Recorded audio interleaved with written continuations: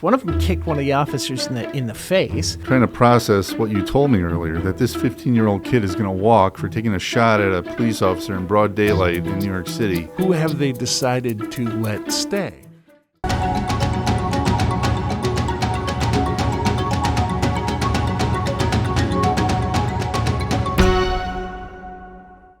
Welcome to No Border, No Country. What is the Biden administration doing in their agencies to keep the public uninformed about the true severity of the border crisis? We're talking about that today, and I'm joined by Judge Matt O'Brien.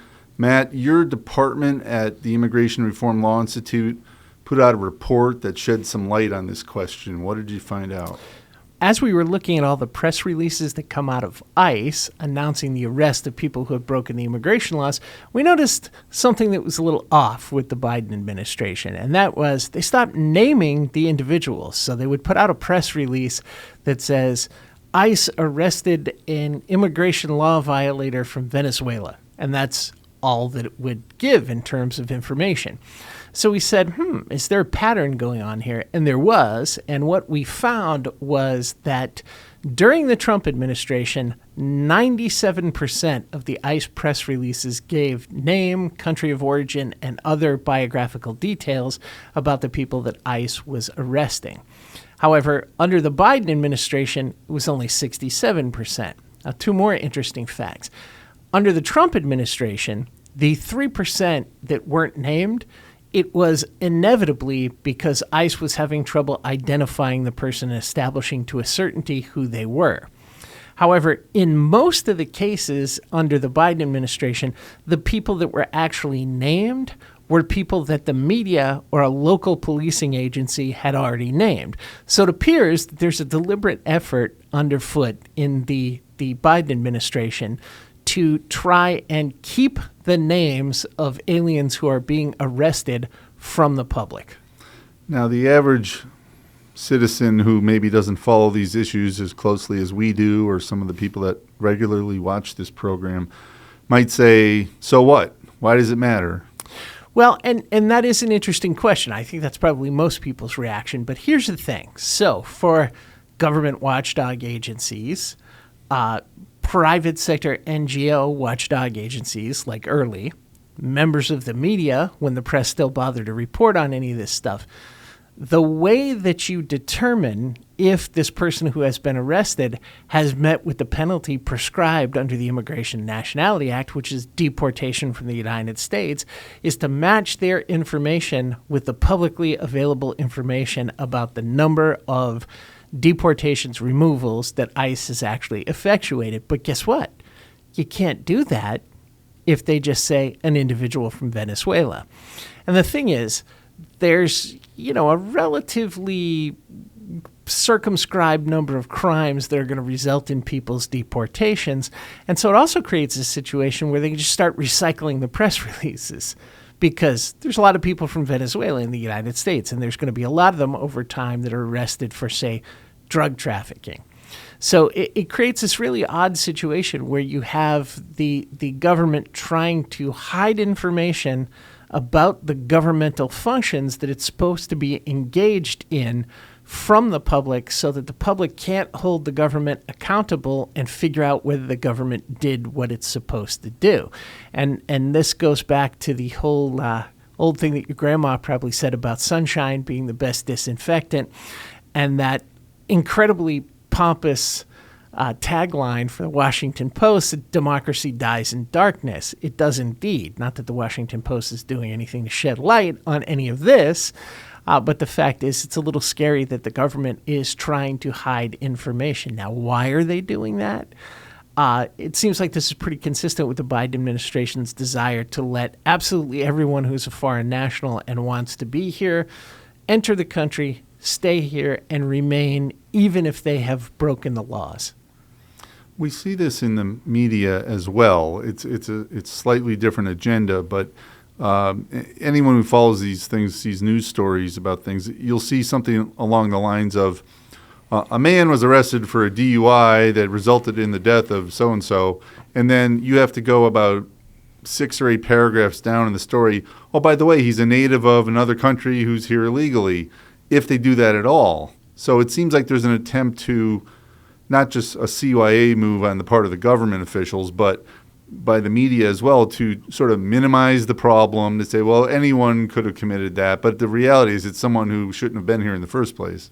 Yeah, that's correct. And it's interesting because a lot of people think illegal alien, everyone who commits a crime is an illegal alien. There's a lot of people that have gotten vetted and gotten through the process and been accorded some kind of a lawful status who then invalidate their status by committing a serious crime, usually a felony, but not always. And those people are subject to deportation. So lawful permanent resident or green card holder, that's the technical name for a person that has a green card, is a bit of a misnomer because even as a lawful permanent resident, you can be deported if you commit a crime or you engage in certain other prescribed behaviors. And so, what we're seeing overall, I think, is this tendency of the media to act like no one who commits a crime is ever responsible for their actions, which has led to these crazy policies in places like New York and San Francisco with, they're not going to have any bail. Everybody's just automatically released until they can be tried. And this is an evolution on that where people who are guests in the country have been terrible guests, and yet the media and the government, which is charged with protecting the American public, are putting the quote-unquote privacy interests, which are non-existent in these circumstances, of these foreign nationals ahead of the national security and public safety interests of the American people. And that's just not acceptable. Now, you mentioned earlier that it's when they do this practice, it's harder for watchdog groups to follow what's going on. Talk about that a little more in terms of when they say the name, now you have a name to attach to that crime. You can follow if he was actually deported, what happened. If they don't do that, he's like a ghost, basically. There's no way to know if he ever got deported or what happened to him. Well, I mean, if you look at this, and I'll just use Venezuela again as an example. Venezuelans have been streaming over the border since the situation got bad in Venezuela.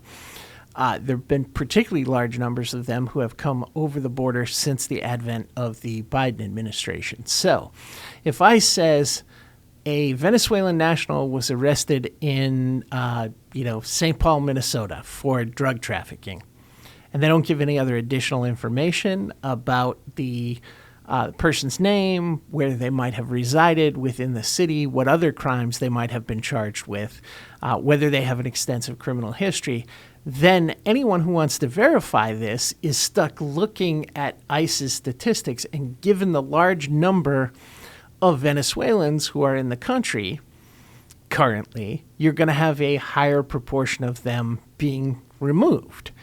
And then when you take this to countries like Mexico that have massive numbers of people in the United States, it's like trying to look, for a needle in a haystack, because which Mexican national that got convicted of X, Y, or Z was it that was removed? On the other hand, when you have a name, an address in some cases, you've been in journalism and media for a long time. You can remember the crime blotter from like when we were kids would say something to the effect of John Doe was arrested in Boston, Massachusetts for DUI on Boylston Street. He's a longtime resident of Medford, Massachusetts and it would actually give the person's address as a matter of public record. And so the less information that you have, the easier it is for these people to hide. And if you're the Biden administration, which has publicly stated with the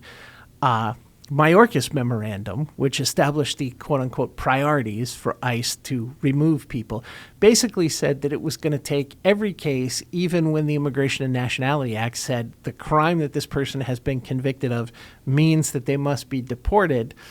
The Ali Mayorkas ICE has decided that they're going to take into account all the extenuating circumstances.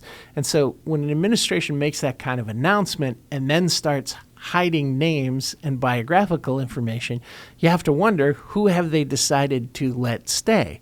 And, my guess would be people who are rapists, murderers, child molesters, people who assault police officers, people who are drug traffickers or human traffickers. And, then you have to ask yourself, why would the Biden administration want these people to stay in the United States? It also seems to play into this sort of Jedi mind trick that the White House has been trying to pull lately where... Yes, these are not the droids you're looking for. Right.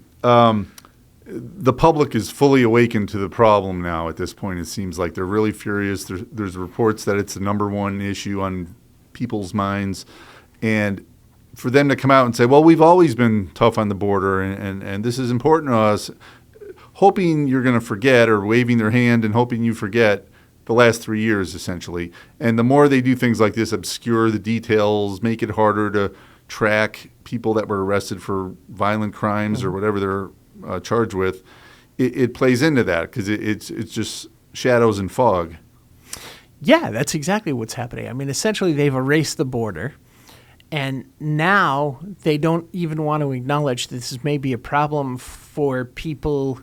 Maybe it's a problem for the American public, but it may be a problem in terms of people who have made it across the border who are public safety threats, national security threats. See, I think the people on Capitol Hill have obfuscated the immigration laws and the immigration situation so much that a lot of Americans watching the news go, oh, well, somebody who just comes here looking for a job and they're the otherwise law-abiding illegal alien really isn't that much of a problem. Now, if you've worked in immigration for as long as I have, that is a problem because it's virtually impossible to be an otherwise law-abiding illegal alien. If you entered the United States unlawfully, you then have to commit fraud in order to work. You have to commit fraud in order to get a bank account, all of these other things. So it just compounds the crimes. But that's the bill of goods that's been sold to the United States. In the past, the Obama administration, the Clinton administration, even some of the wishy-washy Republican administrations have said, well, we're going to get the really bad guys out. The people with the felony convictions, the people who are foreign spies and terrorists, we're going to get them out.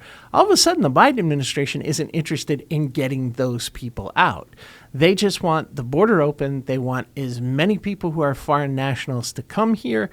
It appears to be a mixture of, one, critical race theory. The United States is too uniform in its population, and they want to literally change the complexion of the country because they think that this will somehow make us more appealing to the diversity gods or whatever higher entity they think is watching out for these things. But also, I think that it's a deliberate attempt to change the voting demographics in the United States. And, this isn't particularly shocking. A lot of the people on the open borders side of this issue have gone, oh, replacement theory, it's this Alex Jones conspiracy and it blah, blah, blah, blah, blah. Well, that didn't come from people on our side of this issue. That came from, all kinds of statements made by people on the left, from political scientists to politicians who have said they want to flip states that have trended purple and make them blue states. And that seems to be what's going on. The Clinton administration did this under the Citizenship USA program. They figured if they encourage people to naturalize, those people would see the Democrats as being the benefactors of their naturalization and then vote Democrat. This seems to be a similar type of thing, but at this point, it's really not a Republican-Democrat thing. It's more of, an open borders, worldwide employment versus people that believe in national sovereignty and national security and control of borders type of thing. And I think as we're seeing up on the Hill now, there's a large number of Republicans like Mitch McConnell and others who are pretty wishy-washy on the whole immigration enforcement thing. Now, people who are susceptible, gullible to the propaganda of the anti-borders movement will say things like, they'll hear this broadcast and they'll say something like, well, you're painting them all with a broad brush and not everyone's a criminal and you're demonizing these people. Okay, let's get the disclaimer out of the way. Not every single person who comes across the border illegally is a violent criminal. Okay, fine, we said it. However, within that population is a subset of some really dangerous people. And we have some clips here to show what that's all about, because we're talking about murder, we're talking about assault, we're talking about really bad stuff. So let's go ahead and play this, and I'd like to hear what you say about this, Matt. Year-old. As an adult, investigators say he opened fire inside a Times Square sporting goods store. Chaos ensued. One bullet hit a tourist in the leg. Police say the teenager also fired at officers. Eyewitness News reporter Anthony Carlo explains how it happened and what happens next. For the first time since his arrest, Jesus Rivas Figueroa appeared before a judge Saturday, the 15-year-old with a blank look on his face as the cameras flashed. On Friday, the teen's mother wailed as U.S. Marshals took him into custody, tears streaming down his face. Authorities say the mother fled the city with her son, who was wanted for a shooting. Rivas Figueroa was found hiding in a closet inside a home in Yonkers. The defendant has demonstrated that he is an extreme flight risk and is facing a long sentence of incarceration on this strong case. Prosecutors telling the judge, who ordered the 15-year-old to be held without bail. He believed that he could try to kill a New York City police. Is that the future valedictorians we've been promised?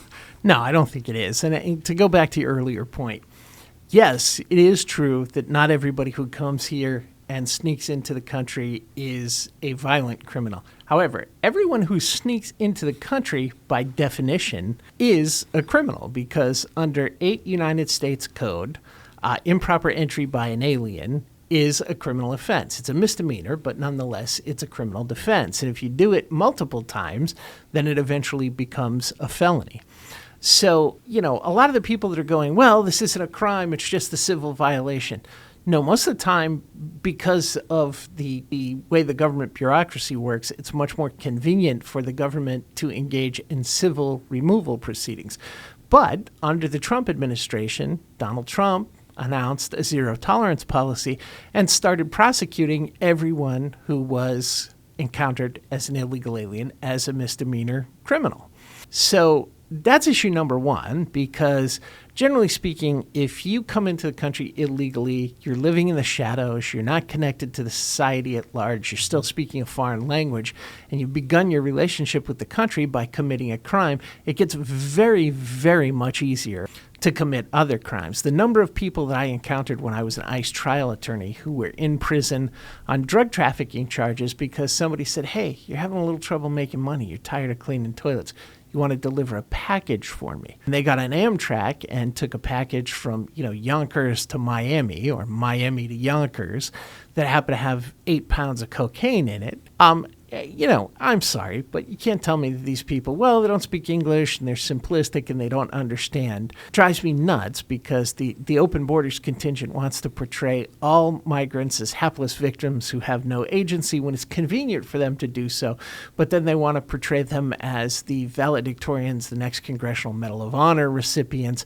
whenever it's convenient for them to do so. And the fact is, both of those things can't be true at once. And so what I saw is a lot of people who went, oh, yeah, package, wink, wink, I'll go and deliver that. And they knew exactly what was in the package and just figured they wouldn't get caught. Then when they did get caught, they said, oh, I was a victim. These people took advantage of me. And so you have this phenomenon that people who are not able to participate in the society at large and don't have any incentive to assimilate wind up committing crimes. Then you have people like this individual. This is obviously somebody who should have been here in the first place, has probably been exposed to gangs. I've seen this a million times, mothers like his in court wailing and going, oh, my baby. And then you find out that the mother hasn't been present and doesn't really know anything about the kid. And basically the question we have to ask is, when we've reached a point in the history of our country where we are starting to deal with urban poverty, urban crime, urban blight, you had the Giuliani effect in New York, you had a lot of other cities have their downtown areas cleaned up. Do we want to import a new urban blight problem into the United States and make the U.S. taxpayers fix the problem? Or would it make more sense to just enforce our borders and not have any of these people here in the first place? And then we could spend the money that we're spending trying to deal with people like this future upstanding young citizen on people in the United States. You know, one thing that people don't think of is the U.S. Marshals, the police officers, the New York City court officers, the judge, everybody in the court, and all of the extra security that becomes necessary for this thing all cost the taxpayers money. How much of that money could be going to a public school in New York that caters to underprivileged children, giving them like STEM education so that they can get jobs working for Apple Computer or for Microsoft? One of the things I thought of watching that is that young man, what they say, was 15 years old. He's not even old enough to shave, it looks like. He's just very boyish looking. If he had been crossing the Rio Grande and there was a camera crew from CNN or any of the establishment media down there and they saw that kid, they would have tried to emotionalize it and say, look at that sweet little kid. Doesn't he deserve to have a future? Something to that effect. Only after he gets across do we find out this is a kid who's willing to take a shot at a police officer and cause mayhem in the streets of New York City. We've been sold a bill of goods here that everyone coming across, like they try to say we're telling the public that everyone that comes across is a criminal. They're the ones telling us that everyone comes across as an angel.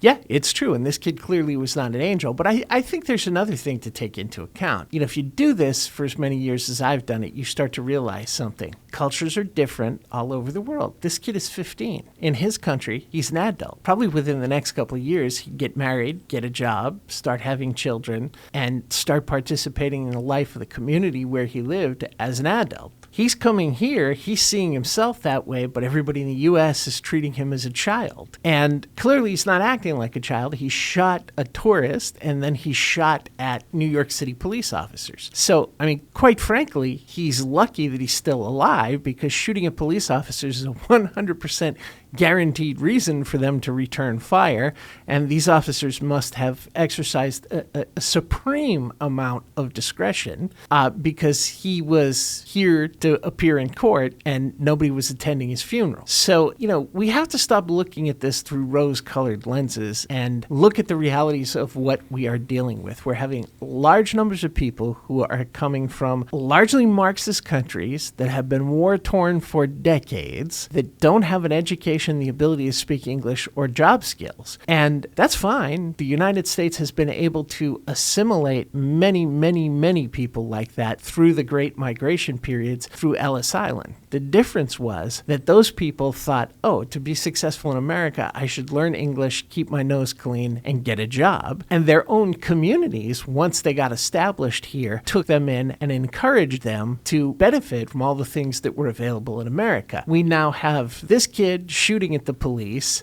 those kids that assaulted the New York City police officers giving the finger as they're walking out of the courthouse. Ilhan Omar, the congresswoman, is a perfect example. Her family was welcomed here as refugees with open arms. They were fleeing jihadist violence that was going on in Somalia, as well as broader civil war that was going on there. And had she not been allowed to come to the United States, rather than being a congresswoman, she might very well have been kidnapped and pressed into slavery by al-Shabaab or ISIS or one of the other groups that was operating there. Or she might simply just be living in some place in Somalia without running water in poverty where she didn't have an opportunity to reach her full potential. But what happened is this country welcomed her. It placed no barriers in front of her, and she became a member of Congress. That's the great American success story. Nevertheless, what is she constantly doing? She's complaining and indicating that somehow the country hasn't been good to her, and she's advocated for everything except the interests of the United States. Apparently, Somalia is her true country, and she considers herself always Somalian. And it's frightening to see this happen and to see people who have been given significant opportunities to be successful here act as though the United States is somehow responsible for all the problems in the world. Matt, can you imagine the way this story would have been framed by the media if, as you suggested, a member of the NYPD had returned fire and killed this kid? How would that be framed? oh, it'd be the next hands up, don't shoot myth. And this kid would have been framed as a victim. CNN and the Washington Post, the New York Times would have got a hold of this. And all of a sudden it would have been, this poor 15-year-old was shot by the New York City Police Department. The fact that he shot first would be washed away, and it would just be, why did he have to die? Why did you take his life? And as it is, I haven't heard, seen, or read much about the poor tourist who was shot, and what I believe is a woman from what I read, and I haven't heard much about her injuries. So it's, all the focus is on this kid, and then they show pictures of him crying with his mother going, oh, my baby. I mean, this is crazy.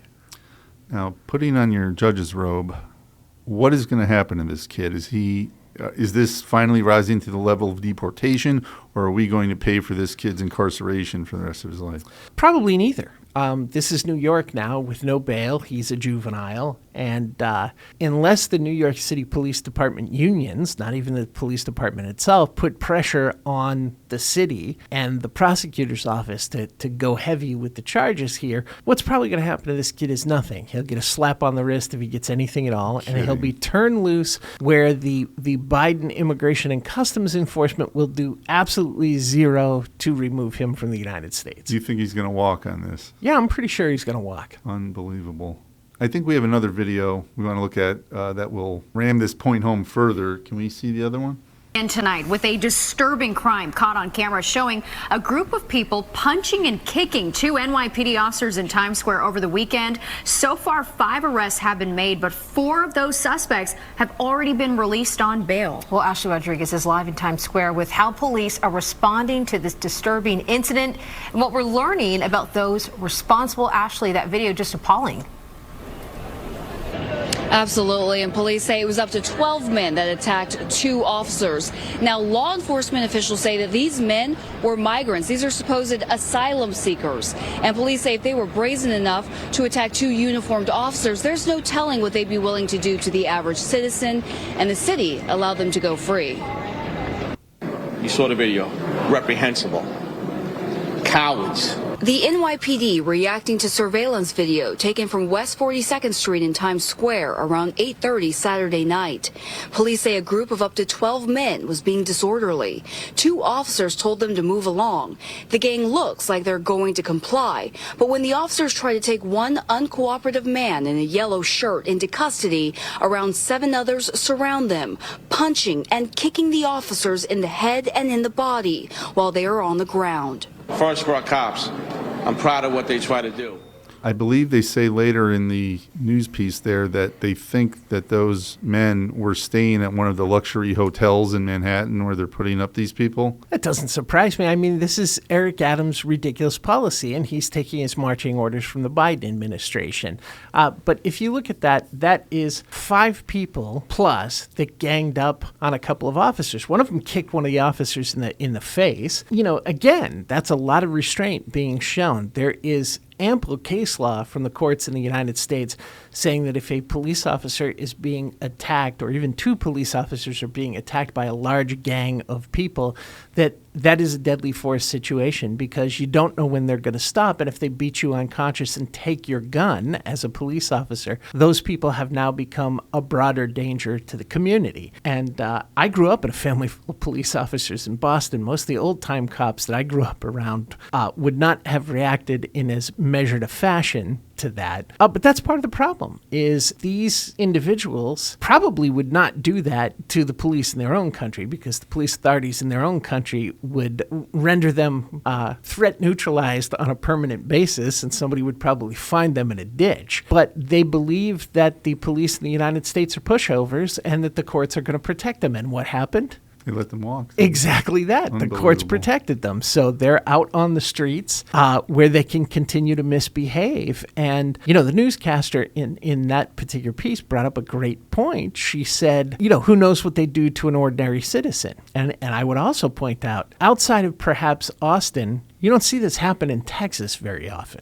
Why? Well, because the Texas police would have knocked these people's teeth out, and your average citizen in Texas would likely have exercised Second Amendment rights, let's say, and defended themselves. And, I don't say that to be extremist or inflammatory at all. Those people very well would have beaten those two police officers to death if they thought they could get away with that. If that had happened in a dark alley somewhere in the course of them committing a crime, rather than on a street in broad daylight, it's entirely likely that there would have been a different outcome and that the NYPD would have been laying two, I don't know the status of the officers, but laying two family men to rest and leaving, colleagues and family members of the officers going, what the heck just happened here, and why does this still happen in the United States? The other thing I was thinking watching them kicking that police officer is that these are the people that Eric Adams and the New York City Council are willing to cut services for citizens, gut the city's budget, all but drive the city into bankruptcy over to welcome this. This is what we're moving heaven and earth to accommodate? Listen, those individuals are a metaphor for what's going on with the entire immigration system. They are giving the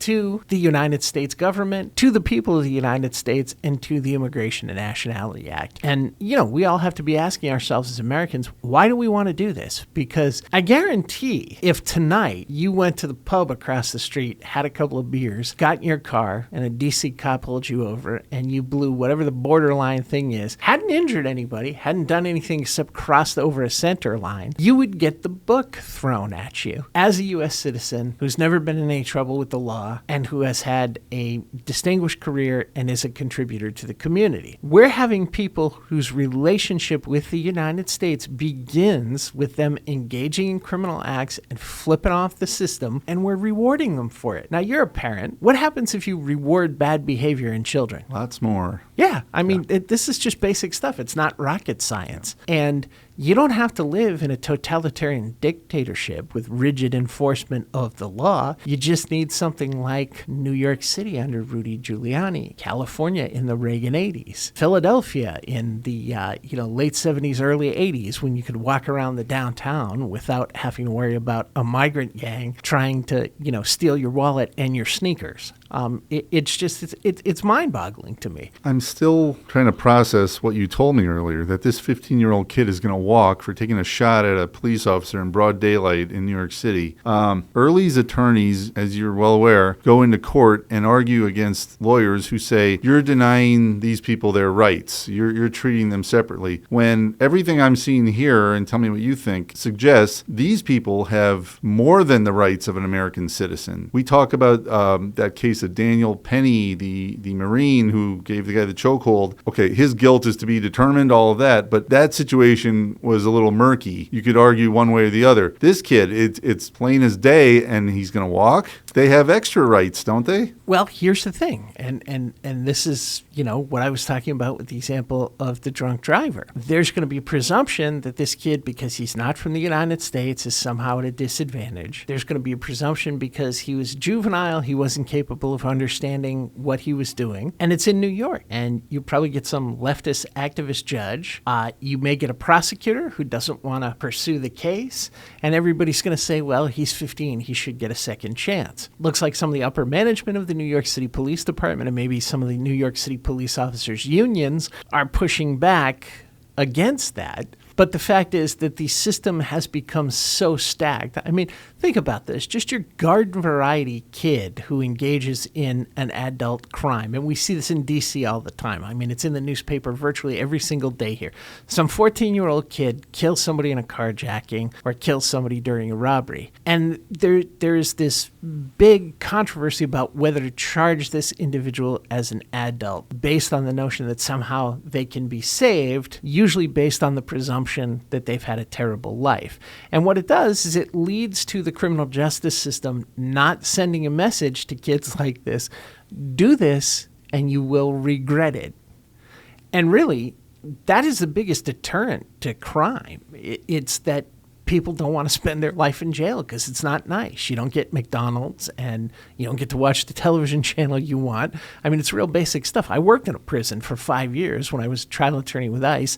I was in what's called the institutional removal program, where we found non-citizens and we got a deportation order against them before they came up for either release, early release, or parole. And people don't want to be in prison because it's not a nice place to be. If you pull away the threat of my bad conduct is going to send me to prison, then what's to keep people who are predisposed toward taking the easy route and preying upon other people from doing just that? And the other thing that I think is interesting about this particular case is there's been no mention that I've seen in any of the media coverage about why did this kid do this? I was wondering that, and I wanted to ask you, in your time as an immigration judge, did you ever come across a situation like that where what it looks like to me, unless the kid is just totally disturbed, that it was some sort of initiation rite for a gang or something like that? Did you ever come across situations like that? Oh, yeah. I mean, gangs regularly expect people to do things like that.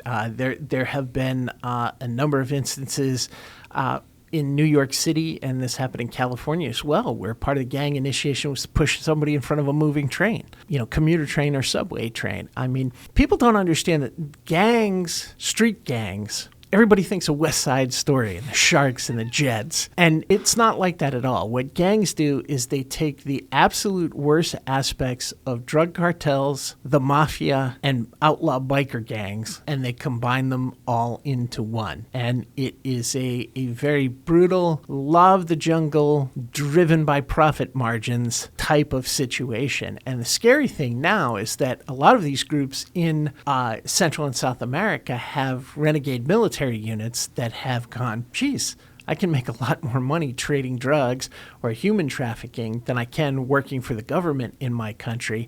And so we're going to go rogue. And so like the Zetas, which are one of the drug cartels, was formed by Mexican Special Forces personnel originally, who I think might have actually been trained by Guatemalan Special Forces personnel, if I remember correctly. But they were Special Forces personnel, went rogue, started their own training camps in the jungle, and started training cartel members to the level that like Navy SEALs and U.S. Green Berets have. And that's scary when you get the criminal interface with that kind of, precision, strategic, tactical mindset that comes along typically with law enforcement and military service. And I don't know what the deal was with this kid. It might have been a gang initiation ritual. He might just be completely cuckoo banana pants, as the clinical term goes. We don't know. But it's disturbing to me, and I mean, we started talking about this with the government trying to hide information. What's disturbing to me is, why isn't anybody telling us exactly why he did this? Well, before we close, I just wanted to ask you also, New York City has tried to make a lot of hay blaming Texas Governor Greg Abbott for this problem, saying he brought it on us, he sent all this. If this kid walks, if the Manhattan DA refuses to prosecute, isn't that really an indictment of the city, that it doesn't even matter whether Abbott sent them or not? They were going to come for exactly that kind of permissiveness that they're showing. Well, let me ask you this by way of answering that question. If you're a migrant who sneaks into the country illegally and you have nefarious objectives as your primary reason for being here, you're not really fleeing persecution, you're not trying to meet up with a long-lost relative, you're not even just trying to get a job at McDonald's so that you can send money back home. What state are you going to want to be in? Are you going to want to be in Law and Order Texas or Law and Order Florida? Or would you rather be in permissive New York, Massachusetts, or California? I mean, I think the answer is pretty obvious. So yeah, these people, the only thing that Greg Abbott did was give them a free ride. The only thing that Greg DeSantis did was give them a free ride. Otherwise, these people are all going to go to New York, New Jersey, California, Boston, Chicago, Philadelphia, all of those places. And as a matter of fact, when members of the non-mainstream media go out and do serious investigative reports on these kind of things, they see these people at the border and they ask them, where are you headed? And these people have a laundry list. They say places all over the country. In one sense, I disagree with DeSantis and Abbott because they saved a lot of money for the NGOs that are into encouraging people to violate the borders. And who knows, maybe this crisis would have bankrupted those groups if they had to pay for bus tickets. On the other hand, And I think it's rather amusing to watch what happens when you have all these sanctimonious, virtue-signaling idiots in all of these sanctuary cities who told these people to come, who are now confronted with the fruits of their desires, and they don't know what the heck to do with it. And they're too politically correct to go, oh, maybe we made a mistake, as the whole thing implodes around them. Congratulations, you made it to the end of the podcast.